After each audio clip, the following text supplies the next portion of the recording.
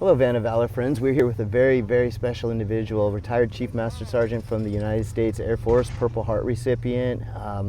Incredible story in Afghanistan during COVID, but you don't want to hear it from me, you want to hear it from the man himself. So, when did you join the Air Force and why? So, I joined in 2001, January 2001. I wanted to serve my country. My dad is also a retired chief. Okay. And so seeing him and just having that blue already from being a military kid, it's something I wanted to do. So joined in 2001, before 9/11. Right before 9/11. Yep. And then you were a 4-year enlistment? Yep, I was 4-year enlistment. I was going to stay my 4 years and I was going to get out. And then 9/11 changed that? Yeah, 9/11 changed it. And then I also had an opportunity to deploy for the start of Operation Iraqi Freedom in 2003. And so just a couple years in to my service, I got to deploy and I really got to see the mission, and it was exciting, and I felt a great sense of purpose and got to really do my job and what I felt make a big difference. Yeah.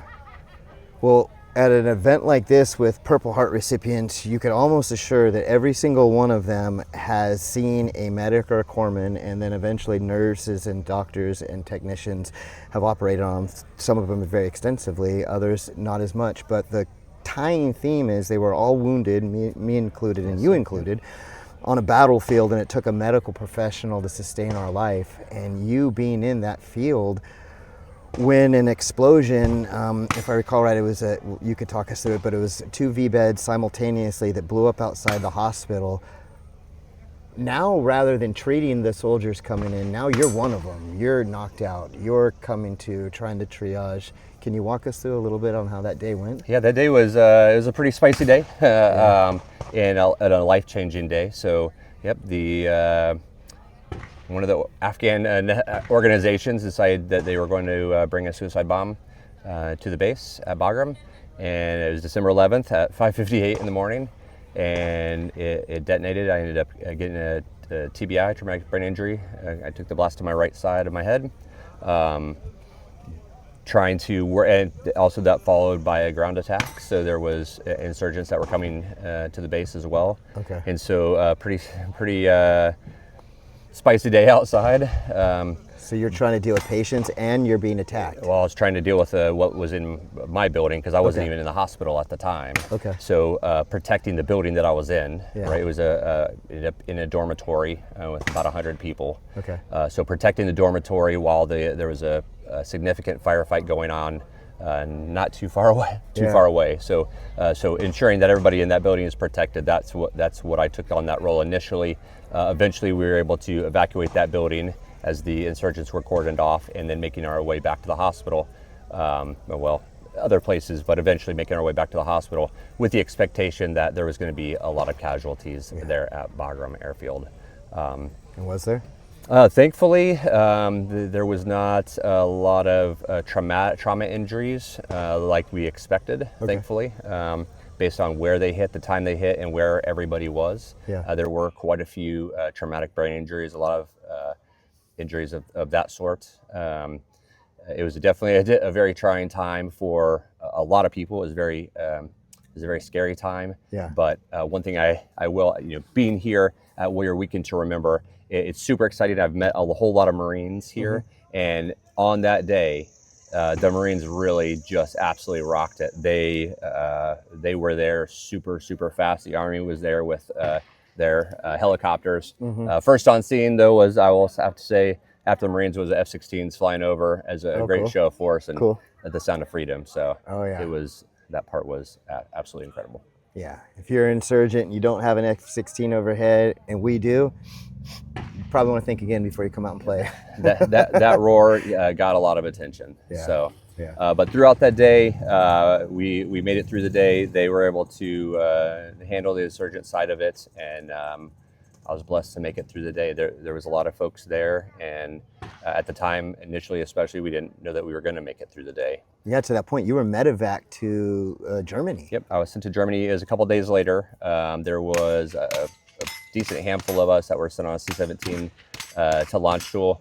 A group of us treated at the TBI clinic there, which was fantastic. Great organization, some great people there.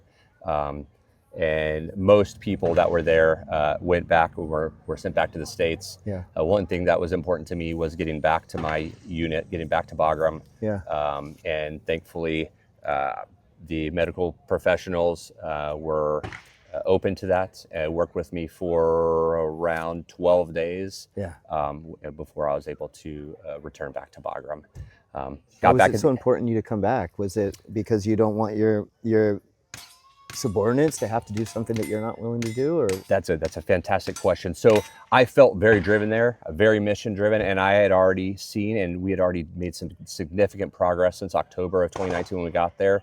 I had a lot more to give, and I also had my people that were there that had also gone through a traumatic event, and so I wanted to also be there as, you know, an umbrella and protecting them and taking care and just being a great wingman. Yeah. That was super important to me. So I got back at the end of December of 2019. 2020 happened with COVID. We were not expecting that. Yeah. And ended up getting extended out a few months. We spent about 9 months there instead of 6 months. Okay. Through COVID, especially working in the hospital, we ended up building, my boss and I coordinated the building of another hospital next to the hospital for treating COVID patients, complete with water and bathrooms and power and everything, you know, equipment. Yeah.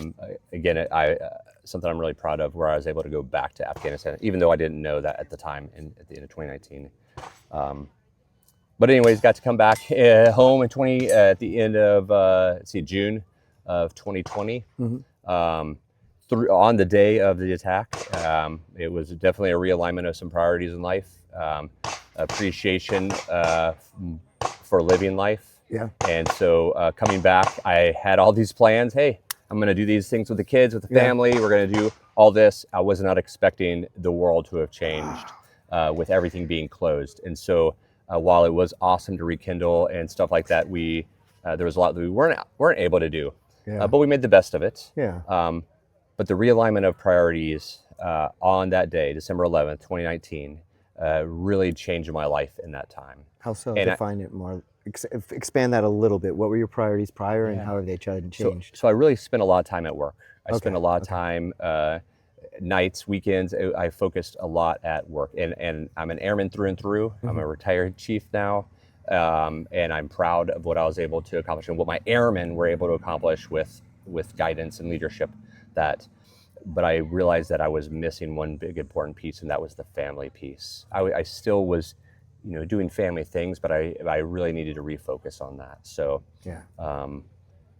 ultimately spent a few more years. I retired in November of 2022. Okay. I love the Van of Valor. I think it's super awesome. We have to watch that. So in 2023, I too took out an adventure. Our family, my wife and three kids, we took an adventure drive for 5.5 months from Ohio across the northern U.S. up to Alaska and back, visiting all the national kindred parks. spirits. It was amazing. You guys know, all Yeah. know how amazing this world can be, and what appreciation for life and living life. And that's one thing that I say, and I said to a bunch of people here, and what I'll say to the people that are listening is, you know, one thing, you know, when we're working late and we're working weekends and we're grinding, there's times we're going to have to work really hard to do something and get to where we want to be. But two things that we need to do that we don't do enough. One, we don't take care of the one in the mirror enough. Yeah. We have to take care of the one in the mirror. No matter what our job is, we have to take care of the one in the mirror so that we can go and rock the job, whatever it is. Yeah. And then two, we have to live life. Live it, L-I-V, live life. Yeah. And that, whether that's you taking on your own hobbies, whether it's traveling and seeing the world, whatever it looks like for you, that is one thing that that we really need to be doing, is living life. And so here at Warrior Weekend to Remember and following you all, like, I love that. And that's what I would implore everybody listening to this and everybody here at this event to make sure that they're living life and, you know, also taking care of the one in the mirror. Like, we deserve it, and the people that are listening deserve it. Yeah. And you know, that's something I hope that everybody is doing or so starts doing. You've heard it from Bruce, an American hero, a senior leader, an airman, a combat service member, and someone who finally, like me, finally understands the meaning of life. We're kindred spirits. Thank you so much, Yeah, Bruce. thanks a lot. Thanks for Thank having you. me. Thank you for Appreciate what you guys following are us. doing. Yeah, Yeah. it's amazing stuff. Yeah. Yeah. Keep doing that. So awesome. It's our little part. Yep. Tell your story. Indeed. Thank you. Thanks a lot. Thank you, Appreciate you. Bruce. Thank you.